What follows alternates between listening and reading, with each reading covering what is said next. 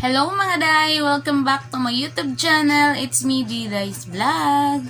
So, for today's video guys, ay isi-share ko na naman sa inyo yung ginawa namin sa dalawa naming inahing manok.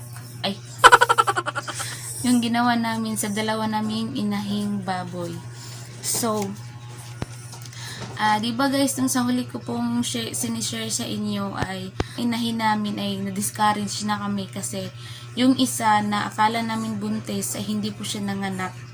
Tapos, dapat nanganak siya noong January, mga first week sa January, pero hindi po talaga siya nanganak. Tapos, kaya naisip namin na ibenta na lang siya. Tapos, hindi ko naman po alam na yung isang inahin na nanganak ng ng apat, tapos namatay hanggang sa dalawa na lang yung natira. Discourage na talaga yung asawa ko mga day. Ang ginawa niya, ibinenta niya yung dalawang inahin namin baboy. So, yung dalawang natirang biik na ilang araw pa, wala pang isang linggo, ay sa ngayon ay nag-ano pa naman siya, pinadede namin sa bibiron, sa bottle, tapos bumili kami ng gatas na para talaga sa mga maliliit na biik. Sa awa ng Diyos, mga day, ay ano pa naman siya, yung dalawang biik ay nagdede naman sila, napakalakas magdede.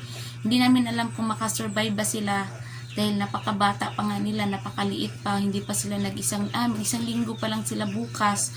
Kaya hindi ko alam kung mabuhay ba ito, pero sana naman ay mabuhay kasi dalawang babae ito at balak namin ay ipalaga namin kay mama yung isa dahil balak daw niyang mag-inahin din.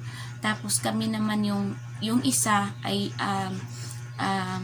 hindi namin alam kung anong gagawin doon, pero alagaan namin at may balak din kami na baka lilitsunin namin yun sa darating na birthday ko sa March. And yung kita namin doon guys, diba sinishare ko sa inyo medyo malaki yung isa. Malaki yung isang inahin, tapos yung isa ay medyo maliit. Tapos malalaki yung kanilang katawan pero hindi ganun kalusog kasi tahop lang yung aming mga pakain. So matotal yung sa dalawang inahin na yon ay ibinenta lang ng asawa ko ng 19,000. Yun lang po yung kita namin sa dalawang inahing baboy. So nakuha ko na yung bayad kahapon kasi kinuha na yung dalawang inahin. So hindi ko alam kung anong gagawin ng bumili, pero sa nalalaman ko na iihawin daw yun. Hindi ko alam kung karinderya ba or market ba, sa market ba yun i-display. Basta yun lang, binili na nila. And ito na po yung kita namin. So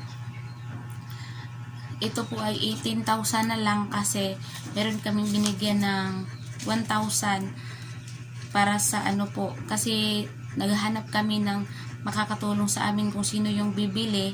Tapos nakahanap kami ng isa namin kakilala, so binigyan namin siya ng tip para para naman sa bilang naman pasasalamat namin dahil nasolusyonan namin kaagad kasi na-discourage na talaga kami mga day. Ayaw na namin mag-alaga ng baboy, lalo na sobra akong na-stress kasi palagi kaming bumibili ng pakain, tapos yun, hindi talaga maganda yung takbo. Tapos yung asawa ko pa, napakadali yan ma-discourage mga day.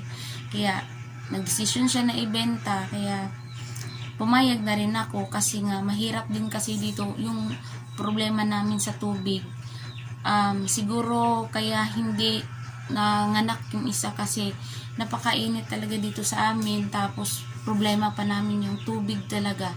Halos yung pangligo na lang talaga ang para kung mayroon kaming tubig na darating na tubig, para panligo na lang talaga at wala nang budget para sa pakain sa baboy. Kasi yun talaga yung pinoproblema namin dito. And yun, malapit na din kasi kaming aalis na talaga kasi pinatawag na naman yung papa ko kanina. Tapos pinatawag na naman sa barangay dun sa amo namin dito sa lupa. Nag-follow up siya kung kailan talaga kami aalis. Kasi yung binigay niya sa amin na due date is hanggang March lang. Tapos, yun ang sagot ni Papa na hanggat walang court order na aalis na kami dito, hindi pa. Pero, hindi kami aalis. Hindi sila Papa aalis. Pero, kaming mag-asawa ay napag-usapan talaga namin na bago pa dumating yung March, ay baka alis na kami dito. And, itong pera na kita namin sa inahin namin baboy ay ibabayad namin ito sa utang namin sa lupa, kasi para wala na kami iisipin, bayad na yung inutang namin para sa lupa, bayad na yung lupa, pero yung pera na binayad namin sa lupa ay utang, kaya ibabayad din namin ito sa pinag-utangan namin ng pera para wala na kami iisipin, kasi maliit, kaunti na lang yung balance ko doon. Hindi pa rin naman ito maka fully paid, pero malaking kabawasan na din ito sa utang namin doon, at para kung ano man yung mangyayari doon sa panganganak ko, pwede kaming makautang ulit doon. Yun lamang muna guys. So sinishare ko lang sa inyo kung magkaano yung kita sa dalawa naming inahin.